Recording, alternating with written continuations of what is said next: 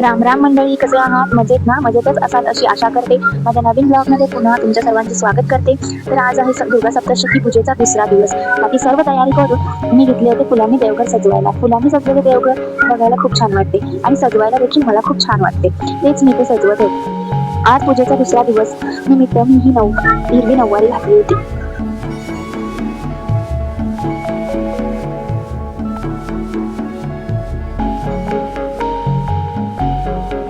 मग काय छान असं रेडी होऊन देवाचं देवघर सजवून घेतले. त्यानंतर पूजेला सुरुवात होणार होती. तीच तयारी इथे चालू होती.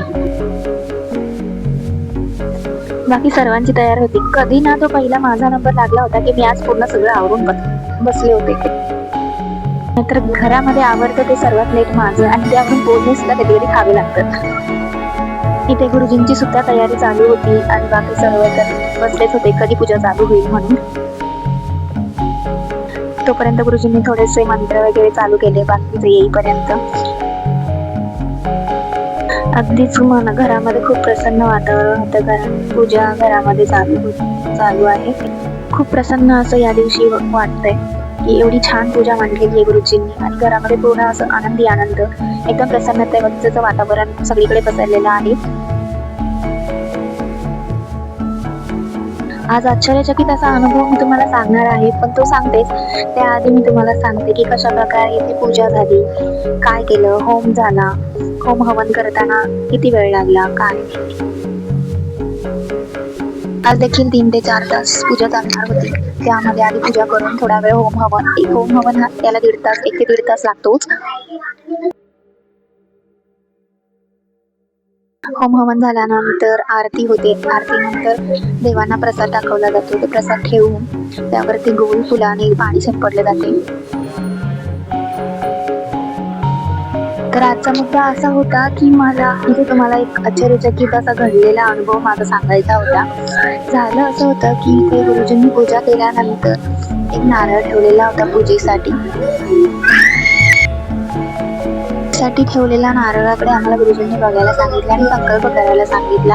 तो संकल्प करत असताना अगदी नारळावरती ठेवलेलं फूल होतं ते गोल गोल हलत होतं आणि हे बघूनच आम्ही आश्चर्यचकित झालो. ते रेकॉर्ड तर नाही करता आलं. ती एका क्षणात होणारी गोष्ट होती ती जी आमच्याकडनं रेकॉर्ड नाही झाली. तर त्यावर आम्ही गुरुजींना विचारलं हे असं काय झालं. तर त्यांनी सांगितलं आम्हाला की हे तुमच्या संकल्पाचं फळ जे होतं, जी तुम्ही पूजा केली जो संकल्प केला त्या संकल्पाचं तुम्हाला फळ भेटलेलं आहे की देवाने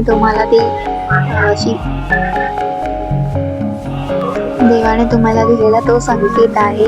त्यानंतर दुसरा भाग असा की एक ओला नारळ गुरुजींनी तिथे पूजेसाठी ठेवलेला होता. तो नारळ त्यांनी फोडायला सांगितला. तर त्यामध्ये जे निघालं ना ते बघूनच आम्ही खूप आश्चर्यचकित झालो. आम्हाला वाटलं ओला नारळ आहे. गुरुजींनी सगळ्यांना प्रसाद वाटायला सांगितला. त्या तर आम्ही बघतो तर काय मला वाटलं तर मलाईच असेल, पण ती मलाई नव्हती. प्रसाद जो होता तो तुपाचा होता आणि तो प्रसाद खाल्ल्यानंतर एक रिअलाइज झालं की अरे हे तूप कुठून आलं. ओल्या नारळातून निघालेलं ही मलाई नव्हती तर तो तूप होतं आणि हे बघूनच आम्ही खूप आश्चर्यचकित झालो आणि त्या पूजेचं पूर्ण जे काही फळ आहे ते आम्हाला मिळाल्यासारखं वाटलं. ते सगळं काही रेकॉर्ड करणं अगदी शक्य नाही झालं, पण तो जो अनुभव होता ना तो खूप आणि खूप वेगळाच होता. आश्चर्यचकित करणारा असा अनुभव आम्हाला तिथे मिळाला आणि ते खूप छान वाटलं की एक देवीने आम्हाला कौल दिला. फूल हलतंय, नारळामध्ये तूप निघालं. खूप छान वाटलं की आमची पूजा सफल झाली. आणि त्यात तिसरा योगायोग असा की नेमकी त्या दिवशी मार्गशीर्ष गुरुवार देखील आहे. गुरुवारची पूजा आणि ही सप्तशतीची पूजा, दुर्गा सप्तशतीची पूजा एकत्र आल्याने हा खूप दिवसांचा योगायोग म्हणावा लागतो. गुरुजींनी देखील आम्हाला सांगितलं की खूप तुम्हाला योगायोग असा छान प्रकारे भेटलेला आहे. असा योग कोणाच्याच घरी येत नाही जो तुमच्या घरी आलेला आहे. आणि त्यांचं बोलणं ऐकून हे खूप मनाला समाधान देणारं होतं. खूप छान वाटलं आणि एकदम पूजा झाल्यासारखं वाटलं. तर बाहेर हा पोस्टर लावलेला होता. रात्रीचा हा घराचा फोटोशूट केलेला थोडासा.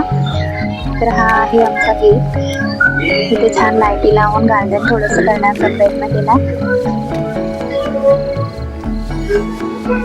तर हे तुम्ही पाहू शकता किती छान असं घर डेकोरेशन करण्याचा प्रयत्न केला आहे.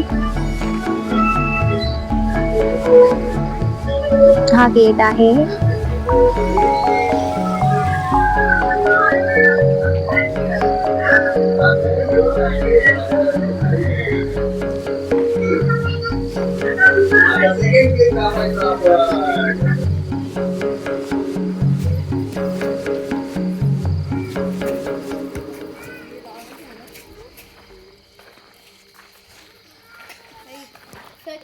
तर कसा वाटला आमच्या घराचा व्हिडिओ मला नक्की कमेंट करून सांगा.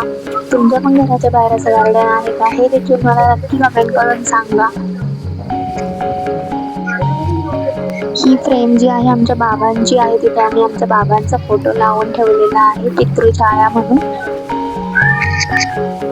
माझा व्हिडिओ कसा वाटला तुम्हाला हे पण देखील मला नक्की कमेंट करून सांगा. त्यानंतर काहीसे फोटोशूट केलेले फोटोज टाकलेले आहेत. तर आजचा माझा लुक देखील तुम्हाला कसा वाटला ते देखील मला नक्की कमेंट करून सांगा.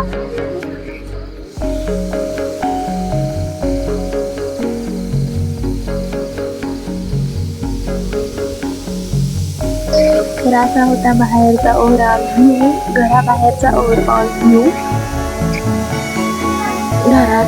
घराचा व्हिडिओ झाल्यानंतर आतमध्ये येऊन नवीन किचन देखील कसा बनवला आहे ते देखील तुम्ही किचन पाहून मला नक्की सांगा कमेंट करून कसा वाटला आमचा किचन.